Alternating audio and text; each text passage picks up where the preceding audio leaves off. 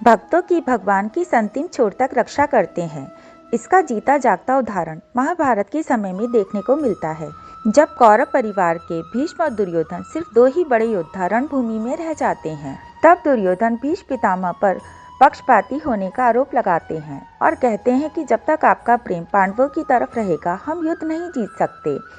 ऐसे में भीष्म पितामह दुर्योधन से कहते हैं कि दुर्योधन, तुम अपनी पत्नी को संध्या बंदन के समय मेरे शिविर में भेजना। मैं उसे अखंड सौभाग्यवती होने का आशीर्वाद दूंगा, तो 10,000 अर्जुन भी तुम्हारा कुछ नहीं बिगाड़ पाएंगे। युगों युगों तक चाहे युद्ध करते रहें, लेकिन तुम्हें पराजित नहीं कर पाएंगे। ना जाने कहां से भगवान मुरली मनोहर को यह बात पता चल जाती है। संध्या काल होती है तो वे द्रौपदी के पास जाते हैं और कहते हैं, द्रौपदी तुरंत मेरे साथ चलो और भीष्म पितामह से प्रणाम करके सौभाग्यवती होने का वरदान ले लो। एक बात ध्यान रखना, 5 बार प्रणाम करना है तुम्हें। द्वारिकाधीश ने देखा कि शिविर के बाहर द्रौपदी ने अपनी चरण पादुकाएं रखी हैं। कोई कौरव दल का व्यक्ति इन चरण पादुकाओं को ना देख ले, इसलिए उन्होंने चरण पादुकाएं उठाई और अपनी बगल में दबाकर एक पेड़ की ओट ले ली। भीष्म पितामह अपने शिविर में संध्या वंदन करके ओम शांति का पाठ कर रहे थे। जैसे ही पाठ खत्म हुआ, द्रौपदी ने चरण छूकर कहा कि दादा प्रणाम। भीष्म पितामह ने सोचा कि दुर्योधन की पत्नी आई है, तो उन्होंने आंखें बंद किए हुए ही कहा, अखंड सौभाग्यवती भव। द्रौपदी ने दूसरी बार कहा कि पितामह प्रणाम करती हूँ। भीष्म पितामह ने कहा, बेटा सौभाग्यवती भव। पांचाली ने तीसरी बार कहा, प्रणाम दादा। भीष्म पितामह बोले, अरे बेटा आशीर्वाद दे तो दिया, अब तुम जाओ।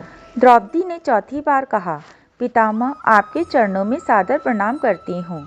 पितामह बोले, अरे बेटा एक बार आशीर्वाद दे तो दिया, अब तुम जाओ। द्रौपदी ने 5वीं बार कहा कि पितामह आपके चरणों में कोटि कोटि प्रणाम। भीष्म पितामह ने बोला कि अरे बेटा सौभाग्यवती, और वहीं थम गए भीष्म पितामह के शब्द।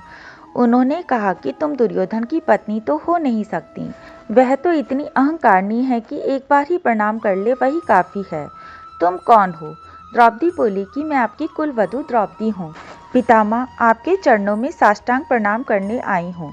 भीष्म पितामह ने आंखें खोली और कहा, हे द्रौपदी, तुमने क्या कर डाला?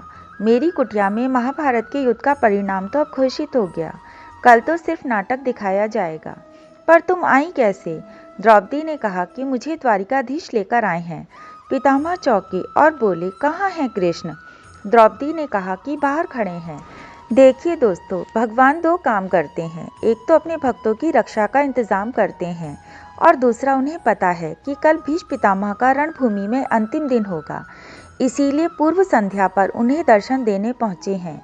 भीष्म पितामह ने जैसे ही कृष्ण को देखा, उन्हें झुककर प्रणाम किया।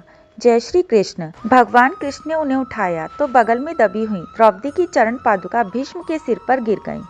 भीष्म पितामह ने भगवान की भक्त वत्सलता देखी और रो पड़े कि भगवान किस अंतिम छोर तक अपने भक्तों की रक्षा करते हैं। जो भगवान अपने भक्तों की चप्पलों को अपनी बगल तक में दबा सकते हैं, तो वो अपने भक्तों की रक्षा के लिए किस हद तक जा सकते हैं, आप इसी से अनुमान लगा सकते हैं। जय श्री कृष्ण।